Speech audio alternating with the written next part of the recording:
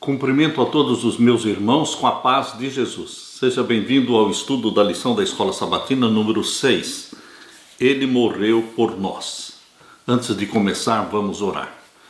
Pai querido que estás nos céus, na tua presença estamos te adorando, buscando a tua bênção, porque só o Senhor é Deus no céu e na terra.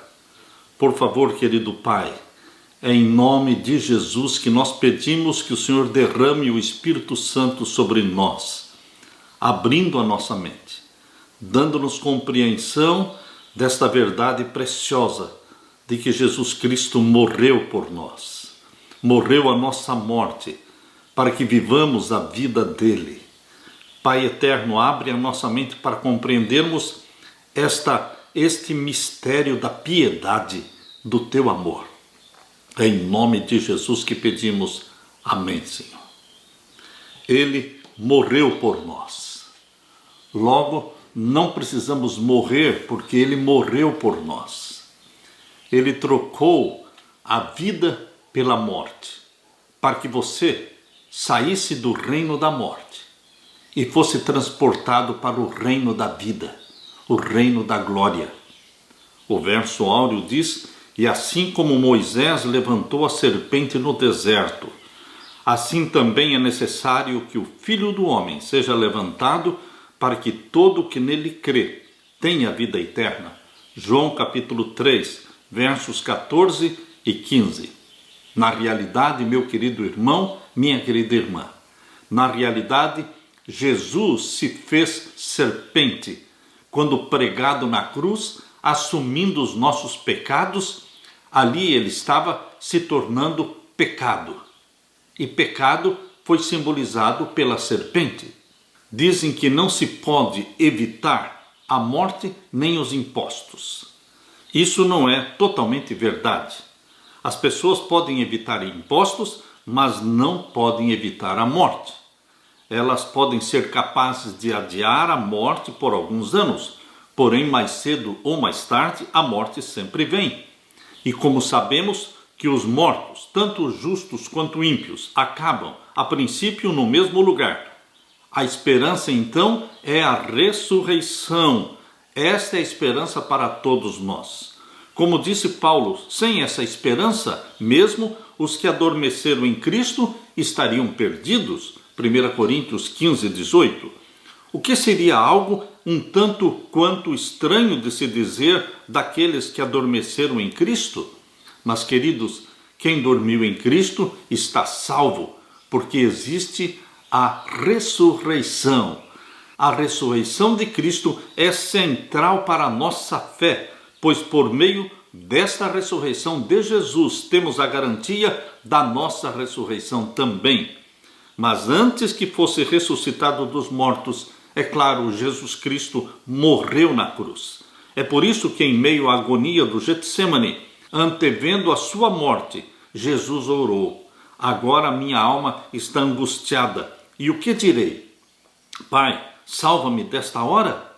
Não, porque foi precisamente com este propósito que eu vim para esta hora. João capítulo 12, verso 27.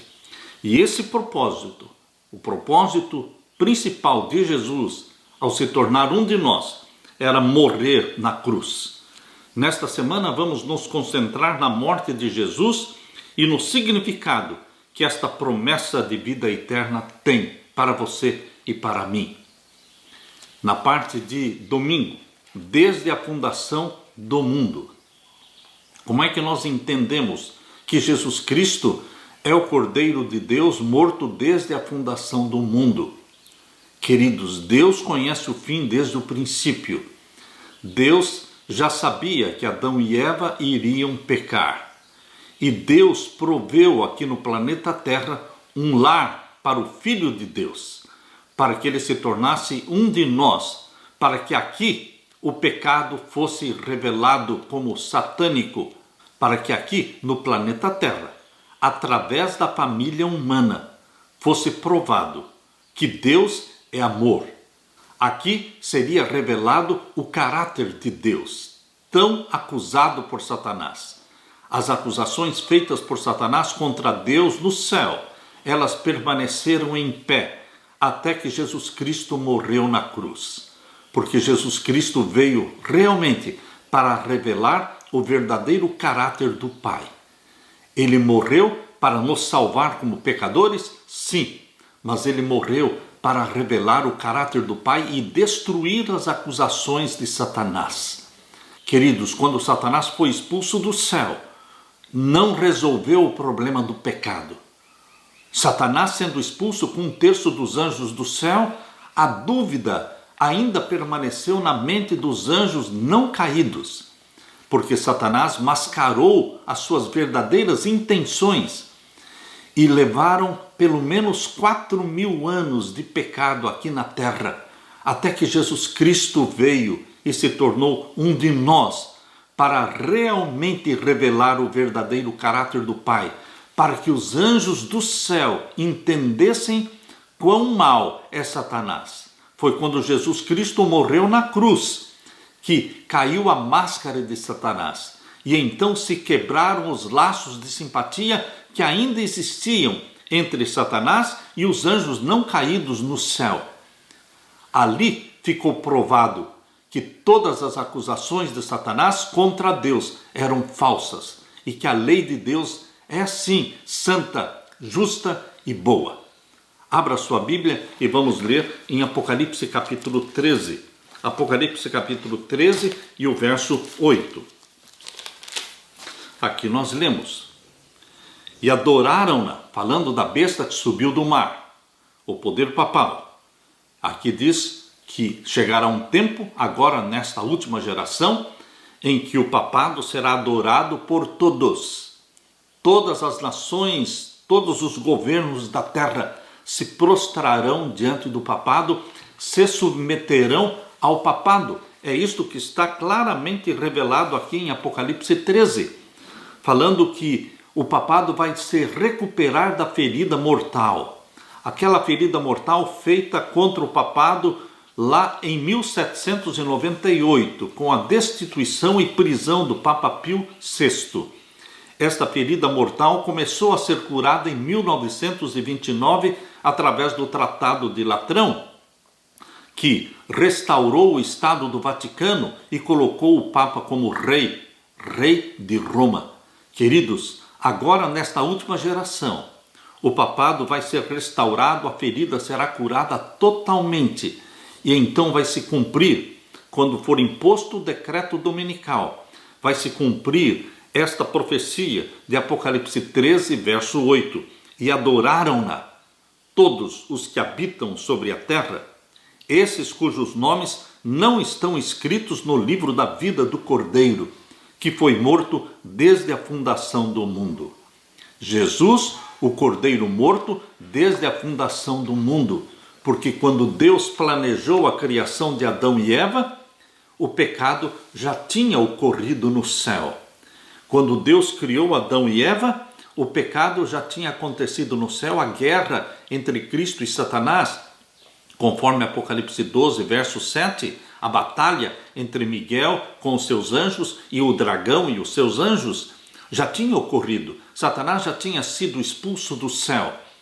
E queridos, quando Deus criou Adão e Eva, ele já explicou para Adão e Eva a origem do pecado. E quem era Satanás? Por isso colocou ali, no meio do jardim do Éden, a árvore da ciência do bem e do mal. E disse: vocês não vão comer desta árvore, porque nesta árvore vocês serão tentados por Satanás. Queridos, por isso o plano da salvação já existia, porque Deus, antes de criar Adão e Eva, já sabia que eles iriam pecar. Mas porque Deus assim mesmo os criou? Porque Deus precisava de uma família, a família humana, para revelar aqui o verdadeiro caráter de Deus. Jesus Cristo se tornaria membro da família humana. A família humana foi criada como sendo uma ordem distinta da criação de Deus. Diferente de todas as outras criações de Deus, nós seres humanos fomos criados para sermos filhos e filhas, gerados porque o Filho de Deus nasceria nesta terra sendo gerado pelo Espírito Santo, e todos os que abraçassem a Jesus como Salvador também seriam gerados pelo Espírito Santo como filhos e filhas de Deus. Então a família humana seria uma família de filhos e filhas de Deus que revelariam o amor do Pai, que revelariam a santidade da lei de Deus, mostrando que a lei de Deus é santa, justa e boa. Por isso, queridos, Jesus é o Cordeiro morto desde a fundação do mundo, porque o plano da salvação não foi feito após o pecado de Adão e Eva, mas foi feito antes de Deus criar Adão e Eva, e Jesus se prontificou a morrer pela família humana. O Cordeiro de Deus, morto desde a fundação do mundo. Lemos também em Atos capítulo 2. Atos capítulo 2 e o verso 23. Abra sua Bíblia em Atos capítulo 2 e o verso 23. A este que vos foi entregue pelo determinado conselho e presciência de Deus, tomando-o vós, o crucificastes e matastes pelas mãos dos injustos. Aqui diz no verso 22, vamos ler também o verso 22. Varões israelitas, escutai estas palavras. A Jesus Nazareno, varão aprovado por Deus, entre vós com maravilhas, prodígios e sinais, que Deus por ele fez no meio de vós, como vós mesmos bem sabeis. A este que vos foi entregue pelo determinado conselho e presciência de Deus. Então, já existia nos conselhos de Deus o plano da salvação, de que Jesus Cristo viria à família humana para salvar a família humana, e através da salvação da família humana seria revelado diante do universo todo o caráter do amor do Pai, que Deus é amor e Satanás é mau. Queridos, as acusações que Satanás lançou contra Deus são acusações que dizem respeito ao caráter de Satanás. Ele projetou em Deus aquilo que ele, Satanás, era e é: mau, vingativo, autoritário, despótico, tirano. Tudo que Satanás é, ele projetou sobre Deus, acusando como se Deus assim fosse. Pois bem, Jesus Cristo destruiu esta caricatura de Deus criada por Satanás e revelou na sua vida na terra que Deus é amor, Deus é bondade, Deus é misericórdia. Por isso, queridos, aqui diz no verso 24, ao qual Deus ressuscitou, falando da ressurreição de Jesus, soltas as ânsias da morte, pois não era possível que fosse retido por ela. O plano da salvação não era somente que Jesus Cristo morresse pela família humana, mas que também ressuscitasse para se tornar o nosso intercessor, mediador e sacerdote no santuário do céu. Por isso, aqui o verso 24 está falando, o qual Deus ressuscitou, soltas as ânsias da morte, pois não era possível que fosse retido por ela. Jesus Cristo não permaneceria morto. Ele seria ressuscitado para ser o nosso advogado, o nosso Salvador. Aqui diz no verso 34, porque Davi não subiu aos céus, mas ele próprio diz, disse o Senhor ao meu Senhor, assenta-te à minha direita. Jesus seria ressuscitado. Essa é uma profecia do Salmo de Davi aplicada ao Messias, falando de que ele não permaneceria na morte. Assenta-te à minha direita. Foi assim que Jesus Cristo subiu ao céu e assentou-se à direita de Deus. O Salmo diz que Jesus Cristo não permaneceria morto. Nós lemos aqui em Atos capítulo 2 e o verso 27, um texto de um outro Salmo de Davi, que diz, pois não deixarás a minha alma no Hades, nem permitirás que o teu santo veja a corrupção. Jesus Cristo não permaneceria na sepultura. O plano da salvação previa que o Filho de Deus se tornaria um de nós, viveria 33 anos na terra, seria morto na cruz, ressuscitaria, subiria ao céu e se tornaria nosso sacerdote e advogado no santuário celestial. Este é o plano da salvação, que estava na mente de Deus antes de criar Adão e Eva. Por isso eu disse, meus queridos, nós, seres humanos, não fomos criados para sermos cobaias, não. Não somos cobaias, mas nós fomos criados pelo nosso Pai Celestial com o propósito sagrado e santo de sermos filhos e filhas. Através de nós, filhos de Deus, aqui na terra, o caráter do Pai seria exaltado, defendido das acusações feitas por Satanás. Através de nós, a lei de Deus seria exaltada e mostrada ao mundo que ela é santa, justa e boa. Que privilégio foi esse que Deus nos deu de sermos filhos e filhas de Deus.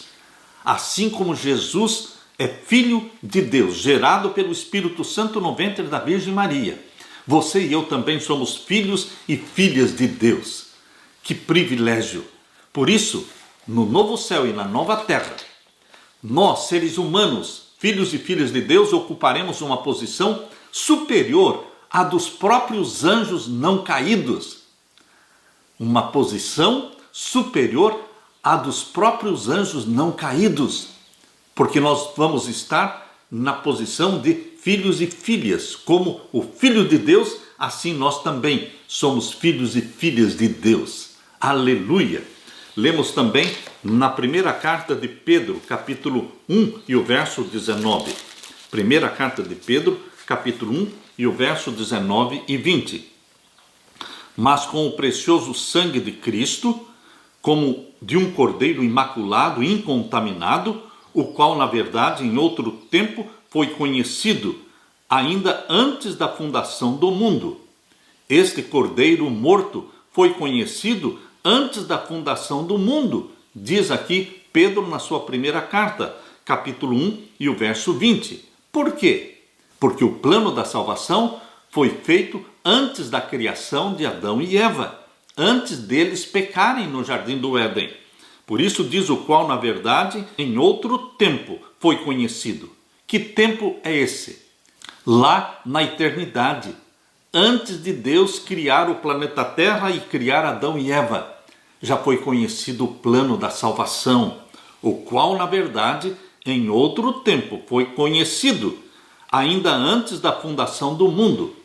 Que revelação profunda e preciosa!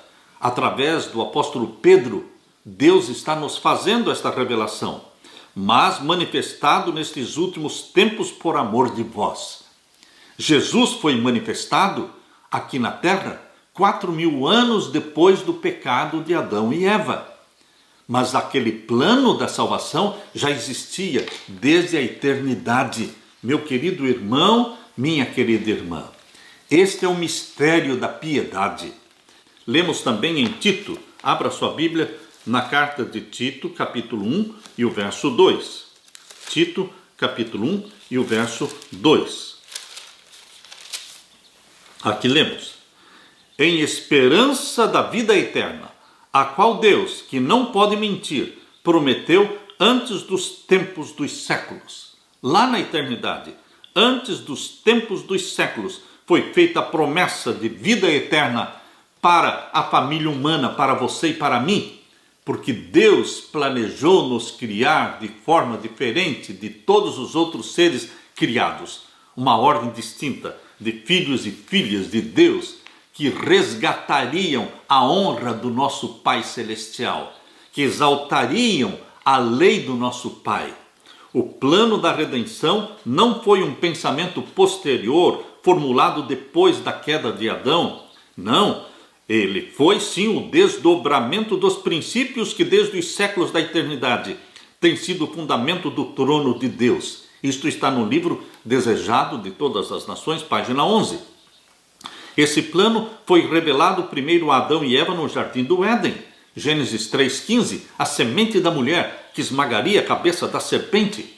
E tipificado em cada sacrifício de sangue ao longo de todo o Antigo Testamento. Por exemplo, ao provar a fé de Abraão, Deus providenciou um cordeiro para ser sacrificado no lugar de Isaque. Ali estava um símbolo do Cordeiro de Deus. Essa substituição tipificou de forma mais clara a natureza substitutiva do sacrifício expiatório de Cristo na cruz. Assim, queridos, a morte substitutiva de Jesus, o Cordeiro de Deus que tira o pecado do mundo, é central para todo o plano da salvação, simbolizada durante séculos por sacrifícios de animais no santuário da terra. O santuário terrestre, construído por Moisés no deserto e depois construído no templo de Salomão. O santuário terrestre era um tipo, um símbolo do plano da salvação que veio da mente de Deus. Nasceu na mente de Deus o plano da salvação e foi tipificado através do ritual dos sacrifícios dos animais no santuário da terra. E este plano da salvação foi realizado pela morte de Jesus Cristo na cruz, pela ressurreição de Jesus e ascensão ao céu, e porque Jesus Cristo foi implantado no céu, constituído como nosso sacerdote no santuário celestial. O santuário celestial não é outra coisa, segundo concretização da promessa da salvação. Tudo que foi prometido agora está sendo concretizado através da morte e ressurreição de Jesus Cristo e do ministério de Jesus Cristo no santuário celestial. Primeiramente no lugar santo e depois no lugar santíssimo através do juízo celestial. Tudo isso já estava na mente de Deus. Todo este plano lindo da salvação estava na mente de Deus quando ele criou a família humana, criou Adão e Eva.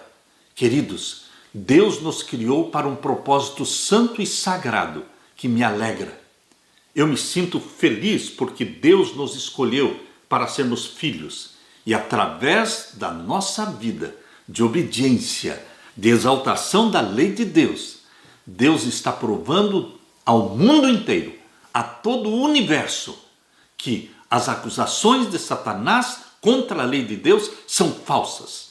Porque é possível sim, pela graça do nosso Senhor Jesus Cristo, pelo Espírito Santo que vive em nós, vivermos em obediência aos mandamentos de Deus. Nós estamos revelando diante do universo o caráter santo de Deus, expresso na santa lei de Deus. Nós estamos mostrando que o nosso Deus é um Deus de amor, de misericórdia, de bondade. Bendito seja Deus, pelo privilégio de sermos filhos e filhas de Deus. Aleluia! Na parte de segunda-feira, um prefácio à cruz. Por que, queridos?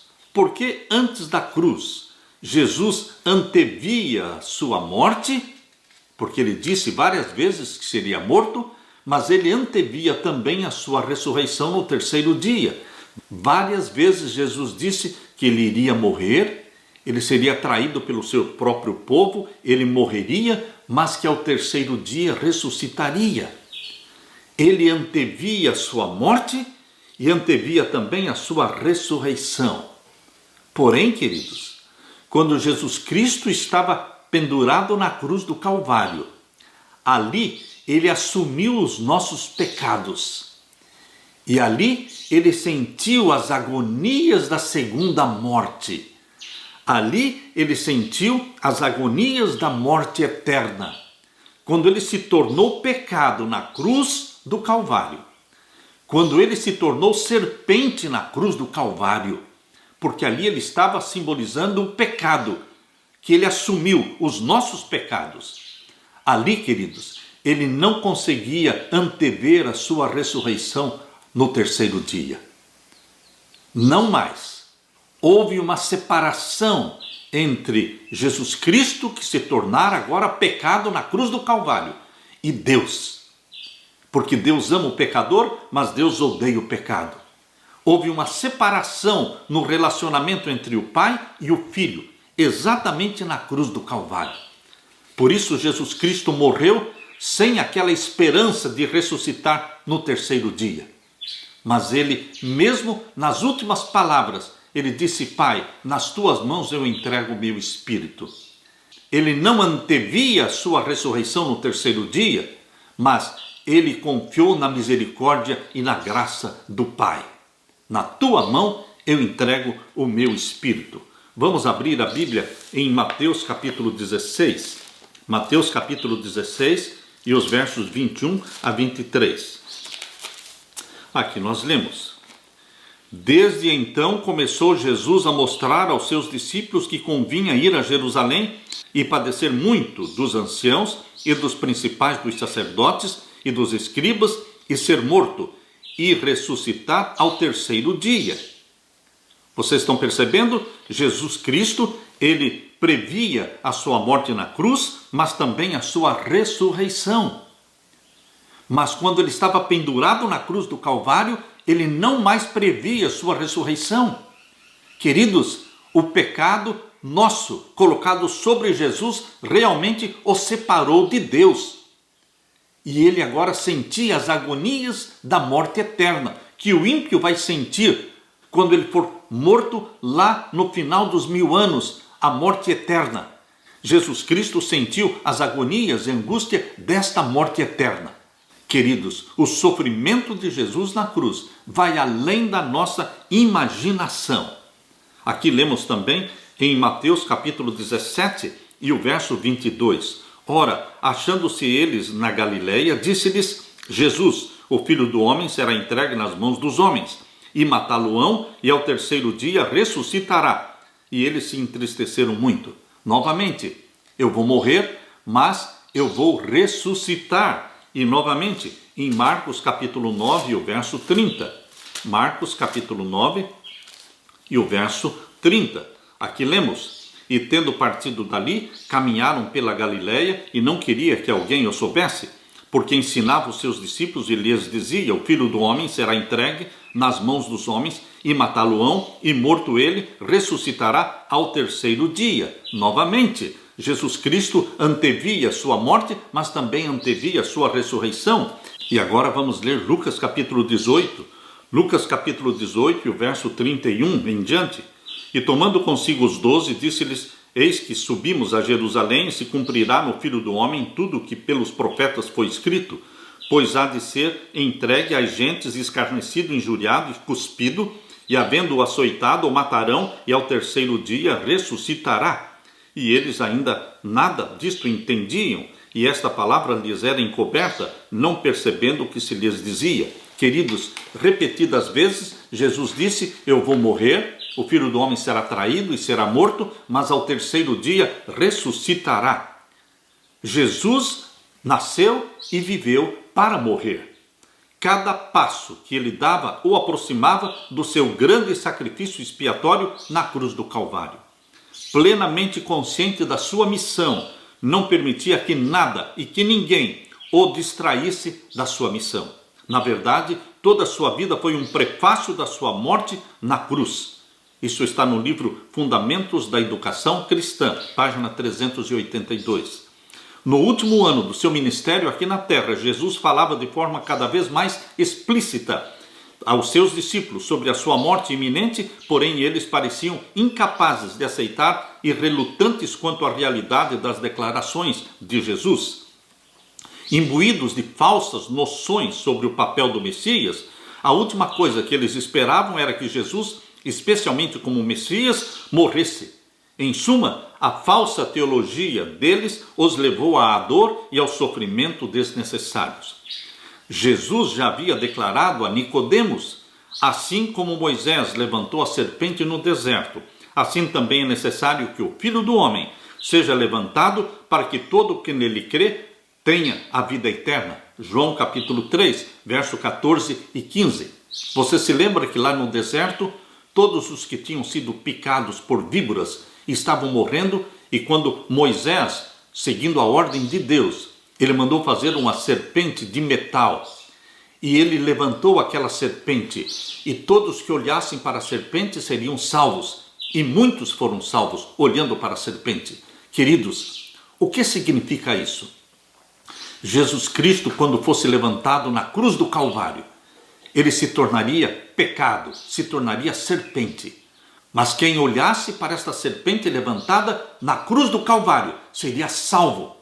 Assim como lá no deserto os que olhavam para a serpente eram salvos, assim também Todos os que olham para o Cristo crucificado é salvo. Mas lembre-se, Jesus foi amaldiçoado na cruz, porque na cruz ele se tornou pecado. Tudo isto ocorreu de fato, queridos. Ele se tornou de fato pecador na cruz porque assumiu os nossos pecados. Os discípulos não queriam ouvir Jesus falando da sua morte. Eles não imaginavam Jesus Cristo morto. Eles não entendiam o plano da salvação. Eles esqueceram das profecias de Isaías capítulo 53, que mostram o Messias sendo morto. E pelo fato deles não entenderem o plano da salvação através da morte do Cordeiro de Deus, eles também não previam a ressurreição de Jesus no terceiro dia. Quando Jesus morreu, eles ficaram decepcionados, desanimados, frustrados.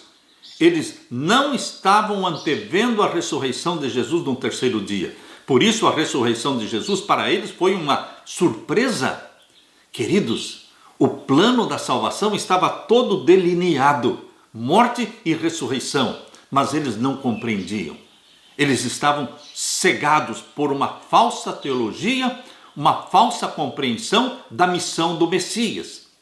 O Messias tinha que morrer para a salvação de todos os pecadores, mas não poderia permanecer morto, teria que ressuscitar e subir ao céu e inaugurar o santuário celestial. Todo o Antigo Testamento está fundamentado no santuário da terra, mas este santuário da terra era somente uma cópia. O verdadeiro santuário é o do céu. E tudo tinha que deixar de ser cópia para se tornar realidade. Por isso, queridos, Cristo tinha que ressuscitar, subir ao céu, inaugurar o santuário celestial, ungir o santuário celestial e exercer ali o ministério dele como sacerdote nosso. E em 1844, quando terminaram os 2.300 anos, Jesus entrou no Santíssimo como sumo sacerdote para iniciar o juízo celestial. E é no juízo celestial que Deus o Pai é reivindicado em seu caráter de pureza, de santidade. É no juízo celestial que Jesus Cristo, como nosso juiz, e o juiz do juízo celestial, ele usa a vida dele e usa a vida também de todos os filhos e filhas de Deus na terra como resposta, como defesa do caráter santo do Pai e da santidade da lei de Deus, mostrando que é possível sim os filhos e filhas de Deus obedecerem os mandamentos de Deus. Queridos, isto foi provado na vida de Jesus Cristo, na morte de Jesus Cristo, na ressurreição de Jesus Cristo, na sua ascensão e também no ministério de Jesus Cristo no santuário do céu. Bendito seja Deus por este lindo e maravilhoso plano da salvação, tipificado no santuário da terra e agora concretizado na morte, na ressurreição, ascensão do nosso Senhor Jesus Cristo e no ministério que ele exerce por você e para você. Aleluia! Na parte de terça-feira, está consumado. Oh, meus queridos, estas foram as últimas palavras de Jesus. Está consumado. Abra sua Bíblia em João capítulo 19. O Evangelho de João, capítulo 19. Vamos ver os versos 1 em diante. João capítulo 19 e o verso 1 em diante. Aqui nós lemos. Pilatos, pois, tomou então a Jesus e o açoitou, e os soldados, tecendo a coroa de espinhos, lhe puseram sobre a cabeça e lhe vestiram uma veste de púrpura, e diziam: Salve, Rei dos Judeus, e davam-lhe bofetadas. Então Pilatos saiu outra vez fora e disse-lhes: Eis aqui vou-lo trago fora, para que saibais que não acho nele crime algum. Saiu, pois, Jesus fora, levando a coroa de espinhos e o vestido de púrpura. E disse-lhes Pilatos: Eis aqui o homem. Vendo-o, pois, os principais dos sacerdotes e os servos clamaram, dizendo: Crucifica-o, crucifica-o. Disse-lhes Pilatos: Tomai-o vós e crucificai-o, porque eu nenhum crime acho nele. Responderam-lhe os judeus: Nós temos uma lei, e segundo a nossa lei deve morrer, porque se fez filho de Deus. Jesus estava sendo acusado de que tinha que morrer porque ele se proclamou filho de Deus. Ora, meus queridos, Jesus é filho de Deus. Jesus é o Deus encarnado. Ele veio para os seus e os seus não o receberam, mas o mataram. E o verso 8, e Pilatos, quando ouviu esta palavra, mais atemorizado ficou. E entrou outra vez na audiência e disse a Jesus: "De onde és tu?" Mas Jesus não lhe deu resposta. Disse-lhe, pois, Pilatos: "Não me falas a mim? Não sabes tu que tenho poder para te crucificar e tenho poder para te soltar?" Respondeu Jesus: "Nenhum poder terias contra mim, se de cima te não fosse dado. Mas aquele que me entregou a ti, maior pecado tem." Desde então Pilatos procurava soltá-lo, mas os judeus clamavam, dizendo: "Se soltas este, não és amigo de César. Qualquer que se faz rei é contra o César." Ouvindo, pois, Pilatos este dito, levou Jesus para fora e assentou-se no tribunal, no lugar chamado Litóstrotos, e em hebraico Gabatá, e era a preparação da Páscoa e quase a hora sexta, e disse aos judeus: "Eis aqui o vosso rei." Mas eles bradaram: "Tira, tira, crucifica-o." Disse-lhes Pilatos: "Hei de crucificar o vosso rei?" Responderam os principais dos sacerdotes: "Não temos rei senão o César." Rejeição total do Messias. Não temos rei senão César. Queridos, estes líderes principais dos sacerdotes, eles eram saduceus. Eles não criam no céu, eles não criam na ressurreição, eles não criam nos anjos. Aliás, eles não criam em Deus. Eles eram satanistas, de fato. Eles eram da cabala, adoradores do Deus de chifres. Por isso eles ficaram ao lado de Roma e ficaram contra o Messias. E o verso 18 diz: "E então entregou-lhe para que fosse crucificado, e tomaram a Jesus e o levaram." E o verso 30 diz: "E quando Jesus tomou o vinagre, disse: Está consumado. E, inclinando a cabeça, entregou o Espírito." Os momentos cruciais para Cristo, para a humanidade e para todo o universo havia chegado. Com profunda agonia, ele lutou contra os poderes das trevas. Anjos maus tentaram vencer Jesus. Enquanto Jesus pendia da cruz, os principais sacerdotes, os escribas e os anciãos zombavam dele, dizendo: "Salvou os outros, salve-se a si mesmo. Salvou os outros, a si mesmo não pode salvar. É rei de Israel, que ele desça da cruz e então creremos nele." Mateus 27, 42. Cristo poderia ter descido da cruz e salvado a si mesmo? É óbvio que sim. Jesus poderia ter descido da cruz, porque ele é Deus. Ele poderia usar os seus poderes divinos. Ele não deixou de ser Deus, mas ele escolheu não usar os seus poderes divinos, porque ele veio para viver como homem. E ele tinha que morrer pela salvação dos pecadores. Se ele desistisse da morte na cruz, nós estaríamos perdidos para todo sempre. Jesus podia descer da cruz? Sim, mas ele escolheu morrer por você e por mim. Queridos, o amor de Jesus incondicional pela humanidade, incluindo aqueles zombadores, Jesus também estava morrendo por eles. Esse amor incondicional não permitiu que Jesus descesse da cruz. Os escarnecedores estavam entre aqueles a quem ele estava salvando por meio da sua morte. E ele não pôde descer da cruz e salvar a si mesmo, porque estava preso não pelos pregos, preso por sua própria vontade de nos salvar. Em seu sofrimento, Jesus estava derrotando o reino de Satanás. Em seu sofrimento, Jesus estava esmagando a cabeça da serpente. Mas ali estava se cumprindo a profecia da morte do Cordeiro de Deus. Queridos, a morte de Cristo na cruz foi uma aparente vitória para Satanás, mas foi uma verdadeira derrota para Satanás, porque ali foi esmagada a cabeça da serpente. De certo modo, de uma forma que o evangelista não procura descrever, a morte de Jesus é tanto um ato de Satanás como um ato pelo qual Jesus alcançou a vitória sobre Satanás. Quando ele clamou na cruz, está consumado, Cristo não apenas sugeriu que a sua agonia havia chegado ao fim, mas principalmente que ele havia vencido o grande conflito cósmico, histórico, contra Satanás e suas forças do mal.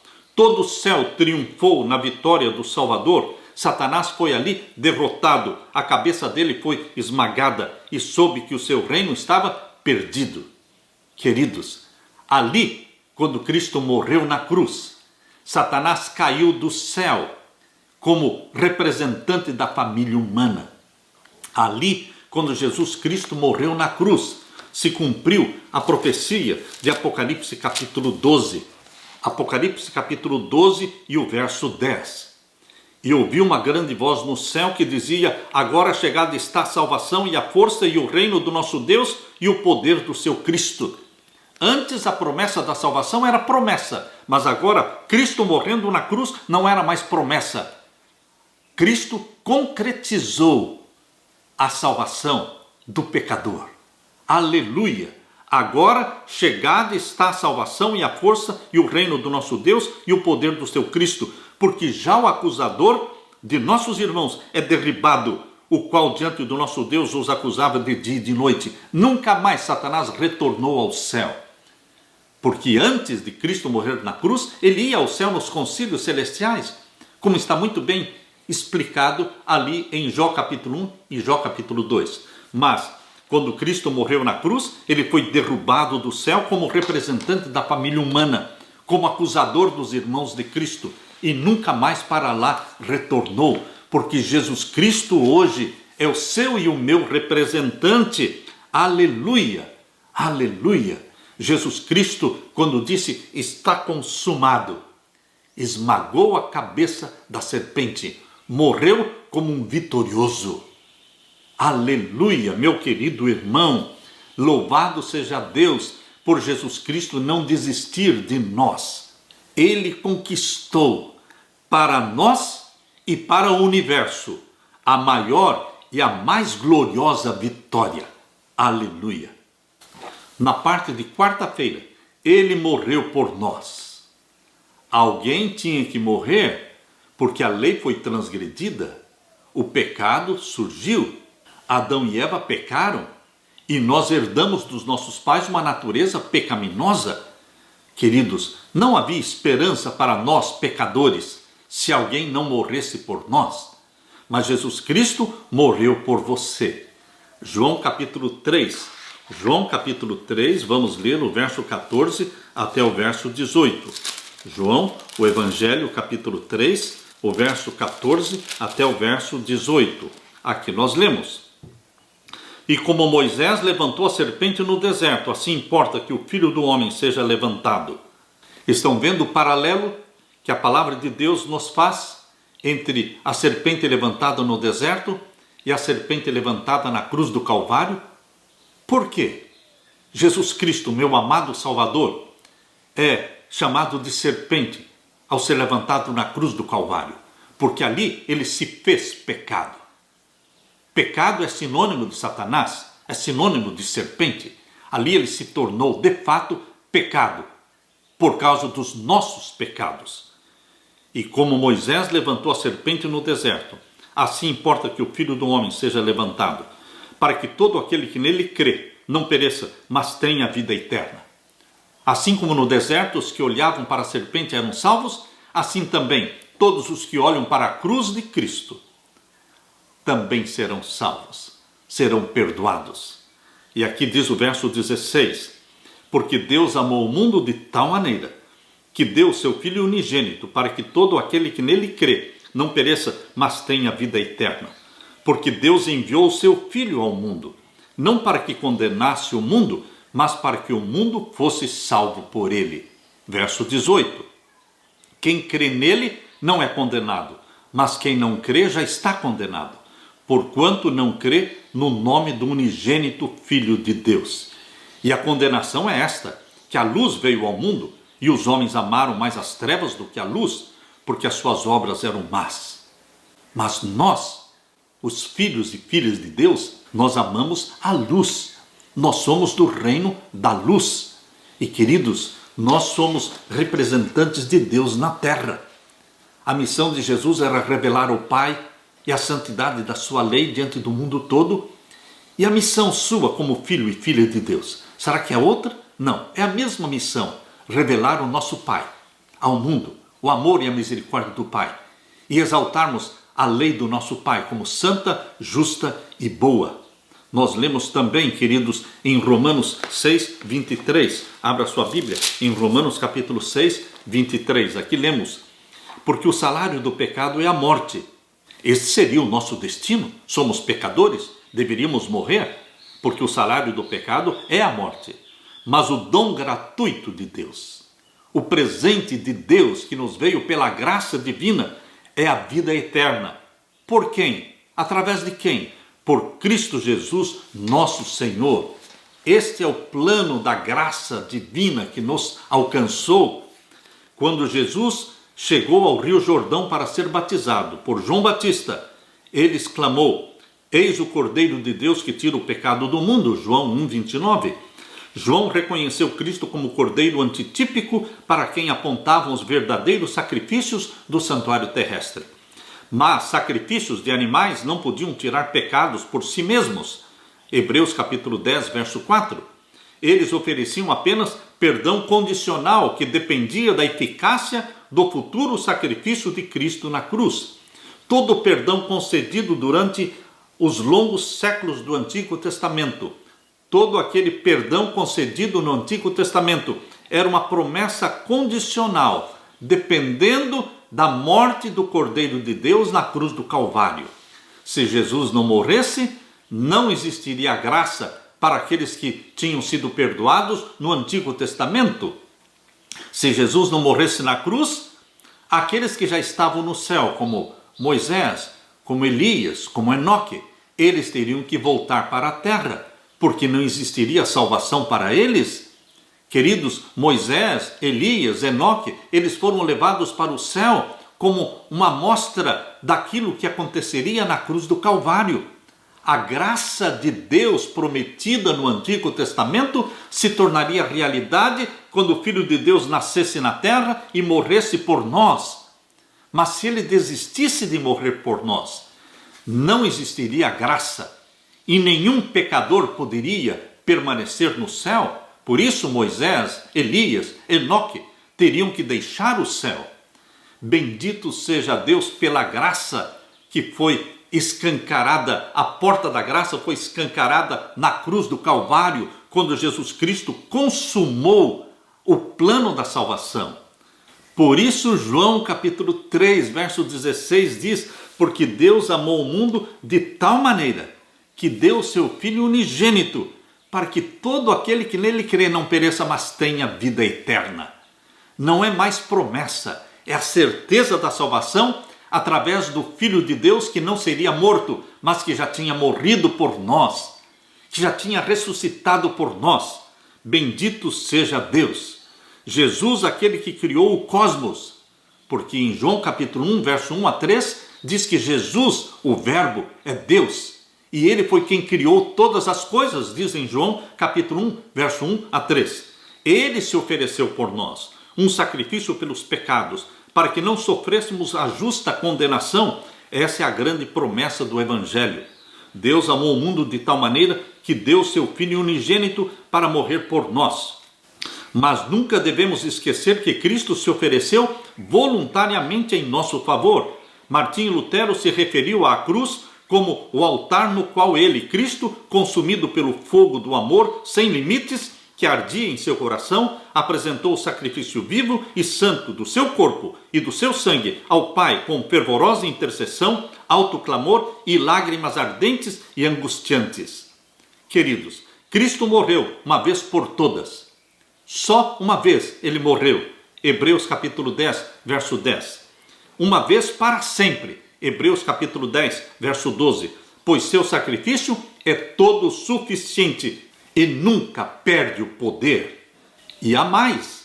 Se não houvesse senão uma alma que aceitasse o evangelho da sua graça, Cristo teria, para salvar aquela alma, preferido sua vida de labuta e humilhação e morte de ignomínia. Queridos, Jesus teria morrido mesmo que fosse por uma única alma. Eu convido você para ler João 3,16. De novo, ler de novo João 3,16. Substituindo as expressões o mundo e substituindo a expressão todo o que, colocando ali o seu nome. Porque Deus amou o Samuel. Porque Deus amou a Maria. Porque Deus amou o José. Coloque o seu nome em João capítulo 3, verso 16. Porque Deus amou o Samuel de tal maneira que entregou o seu filho para que o Samuel, que nele crê, não pereça, mas tenha vida eterna. Coloque o seu nome ali e regozije-se no plano da salvação, no mistério da piedade do amor divino. Aleluia! Na parte de quinta-feira, o significado da cruz. O que significa a cruz para você? A cruz se tornou símbolo do cristianismo. A cruz se tornou um símbolo do amor, da bondade, da misericórdia, da liberdade. Mas a cruz não tinha este simbolismo antes da morte de Jesus.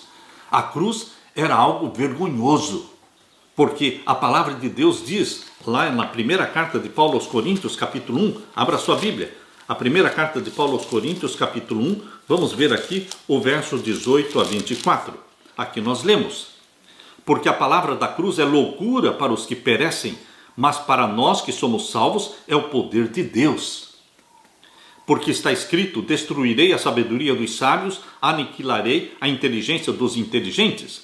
Onde está o sábio? Onde está o escriba? Onde está o inquiridor deste século? Porventura não tornou Deus louca a sabedoria deste mundo? Visto como na sabedoria de Deus o mundo não conheceu a Deus pela sua sabedoria, aprove a Deus salvar os crentes pela loucura da pregação, porque os judeus pedem sinal e os gregos buscam sabedoria. Mas nós pregamos a Cristo crucificado, que é escândalo para os judeus e loucura para os gregos.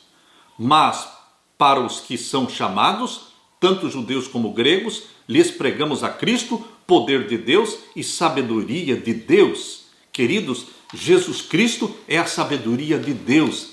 A cruz de Cristo se tornou o centro da história da salvação. A eternidade nunca será capaz de sondar a profundidade do amor revelado na cruz do Calvário.